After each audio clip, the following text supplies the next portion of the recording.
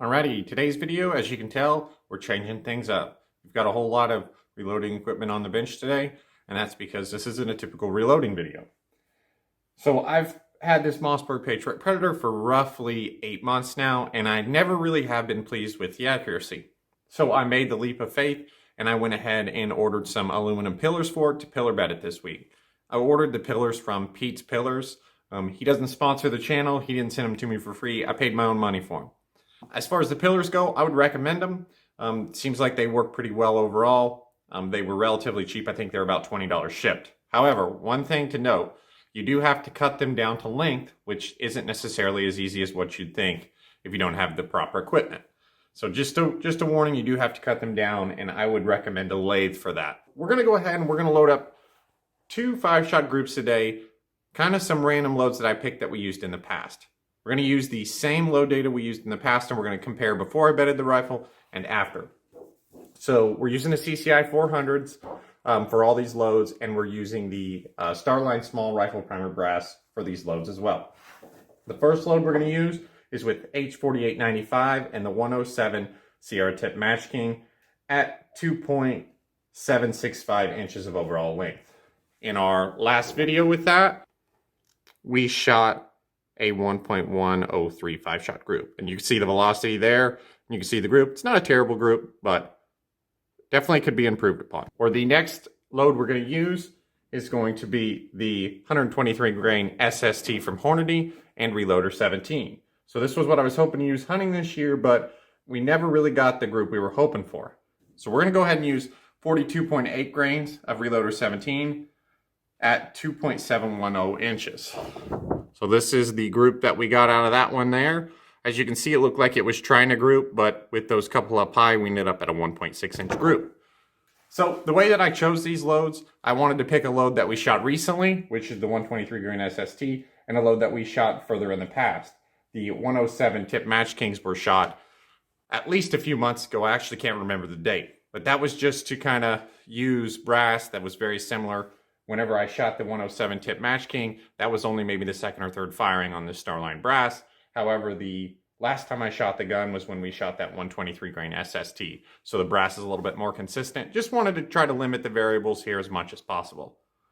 If you want more details into the bedding process, comment below. Maybe I'll make a video of that as well. But this isn't really about the bedding process. This is more about did the bedding process work? All right, so let's get out on the range and let's see if this process worked.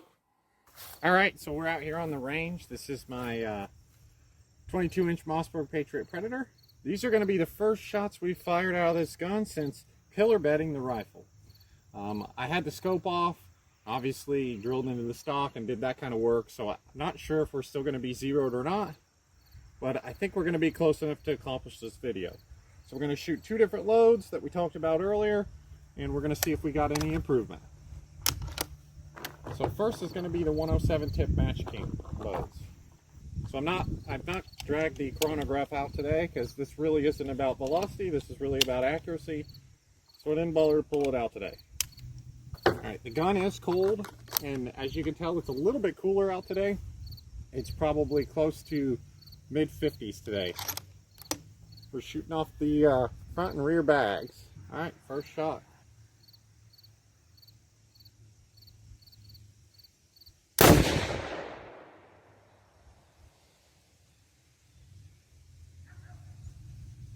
All right, so for whatever reason, we did shoot awfully low, but I do think that this is still on the camera down there, and we did hit the paper.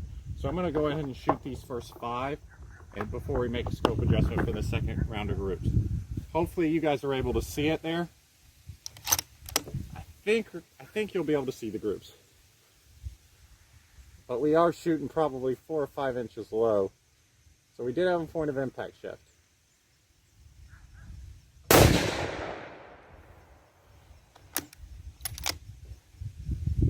Well, not a good sign so far. But I guess maybe things are settling in.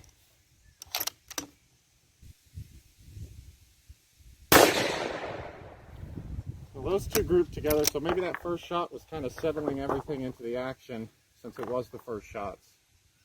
Hopefully these next two grouped together there.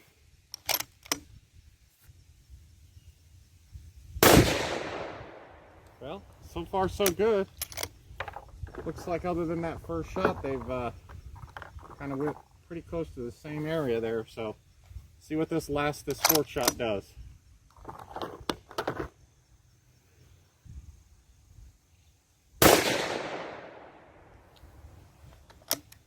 All right, I think that's a promising start. All right, second group here, we're shooting the 123 grain SST. So I'm just going to take a second or two, rest my eyes, and then we're going to shoot these 5. I am going to go ahead and make a scope adjustment just to get us a little bit closer to our dots there. So I'm going to come up 1/2 mil, and you know, these are different bullets, but I think that should get us closer to our point of aim here. What do you guys think as far as that first shot kind of going down low? Is that kind of something to settle everything in the gun since it had just been put back together and bedded? All right, gonna shoot these next 5 here.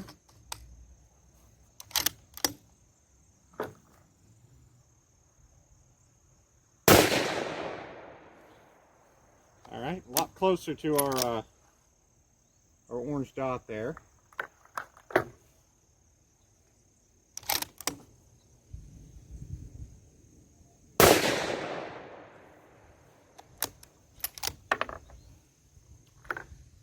Well, through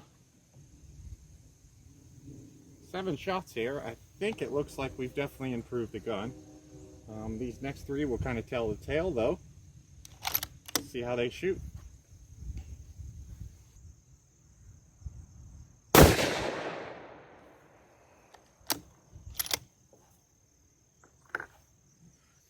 All right, last 2 shots here with the 123 grain SST. All right, we're definitely stringing the 123 grain SST vertically, but doesn't look too bad for me. It definitely looks better than the first group that we shot with this.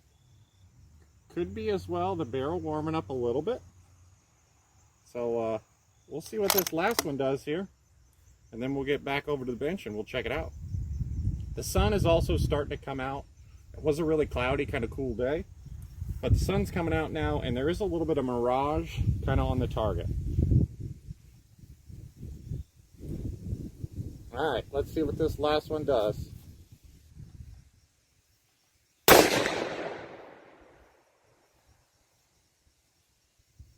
All righty. So let's get on over there and we'll get back to the bench and we'll check out these targets. All right, so we're taking a look at the target here. That first group with a 107 tip Match King, I went ahead and threw out that first shot. I imagine that had to be the gun settling, the scope settling, something settling in to shoot that far off the other 4. It was cold bore. It was the first shot put with the gun put back together. I'd imagine that'd have to be based on kind of what we saw after that, kind of a flyer settling the gun in. So we're going to go ahead and count those 4 there, and they all group together at a 0.77 inches. Moving on to the 123 grain SST. I fired these right after the 107 tip Match King. Didn't really let the barrel cool down or anything. We shot a 0.918 inch group. So if I compare these to the prior groups with these same charges, we definitely improved. We went from about a 1.1 to a 0.77 with the TMK, and we went from a 1.6 to a 0.918 with the SST.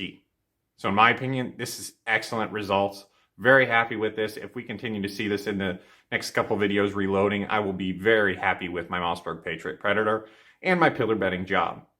So I didn't bother to get velocity data on these loads today because it really was about accuracy, not velocity. But thanks for watching. Like I said, if you want to see more about the pillar bedding process, comment down below. Maybe I'll put a video together regarding that. But I'm definitely no expert on the pillar bedding process. This is the first time I've ever done it, and I was pleasantly surprised how well it turned out. So thank you guys for watching, and we'll see you next time.